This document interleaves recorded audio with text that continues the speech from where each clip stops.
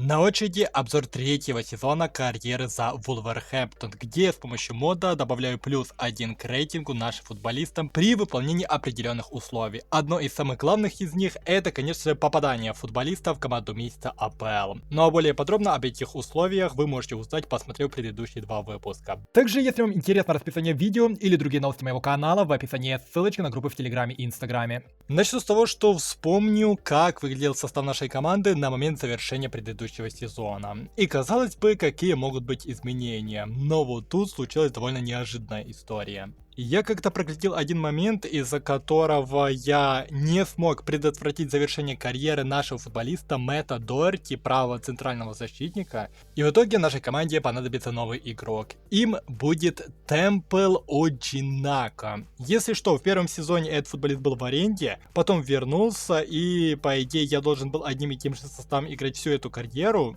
Но вот такое вот неожиданное изменение появилось, казалось бы, просто из ничего. При том, что этот Оджинака еще и ниже по рейтингу, чем Мэтт Доерти. Поэтому вот такое вот небольшое усложнение у нас появляется прямо-таки с ходу сезона. Ну а сейчас давайте уже посмотрим, как вообще этот сезон пройдет для Вулверхэмптона. Начали мы с ничьи 2-2 против Ньюкасла. После этого проиграли Брентфорду со счетом 2-0 и с таким же счетом уступили Ипсвичу Тауну. А вот Ноттингем Форест переиграли ровно с таким же счетом. Ну и в команду месяца попали 3 футболиста нашей команды. Дальше нас ждала уверенная разгромная победа 5-0 в Кубке Английской лиги. Но после этого мы почему-то проигрываем Лидсу с разгромным счетом 4-0. Еще и нулевая ничья против Вестхэма. А вот Фулхэм удалось одолеть с минимальным счетом. В следующем раунде Кубка Лиги мы столкнулись с Халл Сити и прошли дальше, победив их 2-0. Ну а вот Арсеналу в АПЛ проиграли без шансов 5-2. Месяц получился крайне неудачным, но попали наши футболисты туда в команду месяца, я честно не помню, потому что я где-то потерял скрин.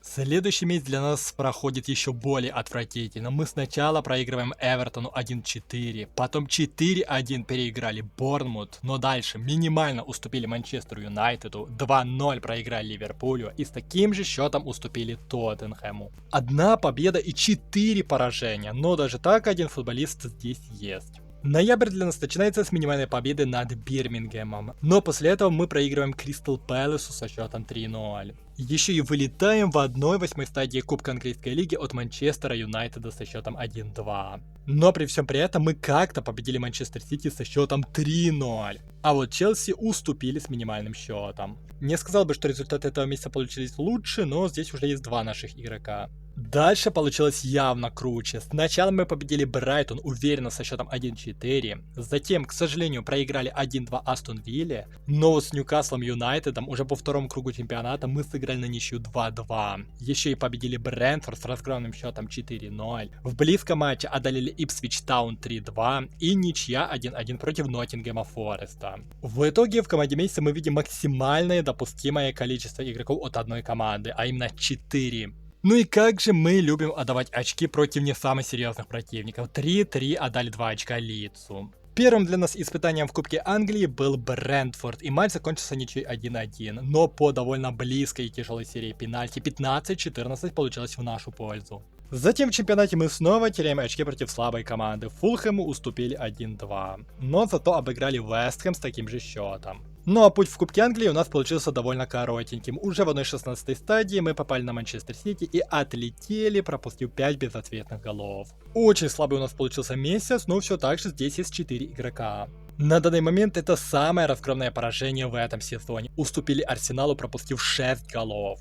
Но зато сумели переиграть Эвертон со счетом 2-0 и с таким же счетом обыграли Борнмут. А вот с Ливерпулем ожидаемо не справились, проиграли 4-0, так же как и проиграли Манчестеру Юнайтеду 3-1. И только один игрок из нашей команды получает плюс 1 к рейтингу. Следующий месяц для нас начался с близкого поражения от Тоттенхэма 2-1. И такой же близкий матч был против Бирмингема, но тут мы уже победили. Также с трудом сумели одолеть Кристал Пэлас 3-2. И благодаря этому в команде месяца уже 3 наших футболиста. К сожалению, апрель месяц получился для нас самым провальным, потому что мы проиграли Манчестеру Сити 5-1, затем уступили Челси 2-0 и проиграли Брайтону 1-3. 3 матча и 3 поражения. Ну и ожидаемо, что никто из наших футболистов не попал в команду месяца. Если я не ошибаюсь, это даже впервые. Но розыгрыш АПЛ в этом сезоне для нас завершился матчем против Астон Виллы, где мы сумели выиграть 1-2. Как итог, за 38 туров мы финишировали только на 12 позиции. 14 побед, 5 ничьих и целых 19 поражений. Это довольно много. Пропустили 72 гола и забили на 20 меньше, 52.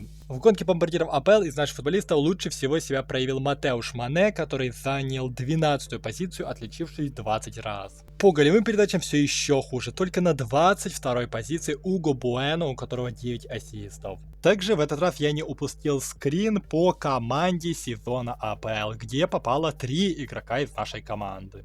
Ну и в общей статистике получилось следующее. У нас сыграно 43 матча, из которых 17 мы сумели выиграть, 5 скатали на ничью и 21 поражение. К сожалению, все так же поражений больше, чем побед. Ну и 40% побед это пока что для нас рекорд, и хоть где-то у нас есть успех. Что же касается рекордов, то по рекордной победе и рекордном поражении никаких обновлений нет, так же как и по рекордной победной серии и матчам без поражений. Это если я ничего, конечно же, не упустил. А вот что я действительно упустил, так это скрин того, как наша команда изменилась, как она выглядела в конце этого сезона. Вот это на самом деле обидно, потому что я даже не в курсе, кто насколько спрогрессировал, и не смогу вам это показать. Но одно я вам могу сказать точно, то что второго футболиста с 99-м рейтингом в нашей команде не появилось. Ну и еще, думаю, очевидно то, что Сахид Олагунджу не особо спрогрессировал за этот сезон, потому что максимальную оценку 10 ему удалось получить буквально в парочке матчей. Как итог, наша команда финишировала снова на 12-й строчке, это так же, как и в первом сезоне. По-прежнему у нас довольно-таки одинаковые сезоны, никакого особого прогресса нет, как бы команда становится немного лучше по рейтингу, но по результатам это не особо заметно. 47 набрали очков, пока что это для нас рекорд, но всего лишь на 1 очко больше, чем в первом сезоне. В Кубке Английской лиги вылетели в 1/8 стадии, в Кубке Англии и вовсе в 1/16. Очередной, уже 3-й посредственный сезон. Еще для нас, кстати, большой проблемой является Ладислав Крейчи, что неожиданно. У этого парня 99-й рейтинг, у него единственного в нашей команде. Но проблема в том, что он регулярно попадает в команду месяца, и из-за этого не дает фактически возможности каким-то другим футболистам попадать в эту самую команду месяца и прогрессировать, получать +1 к рейтингу. Поэтому все больше и больше я хочу надеяться на то условие, при котором у нас Сахид Олагунджу получает плюс рейтинг. Но к этому условию мы вернемся, наверное, еще не скоро. Как минимум нужно его еще докачать до уровня нашего новичка Темпла Оджинаки, иначе он все так же будет продолжать тащить нашу команду вниз. Но едва ли это у него удастся в следующем сезоне. Или как вы думаете? Это все вас ждет в следующем выпуске. Надеюсь, это видео вам понравилось, и если это так, ставьте лайки. Подписывайтесь на мой канал, если вы впервые и хотите продолжать следить за моим контентом. Нажимайте на колокольчик для уведомлений, и желаю вам успехов, и надеюсь увидимся в следующем выпуске.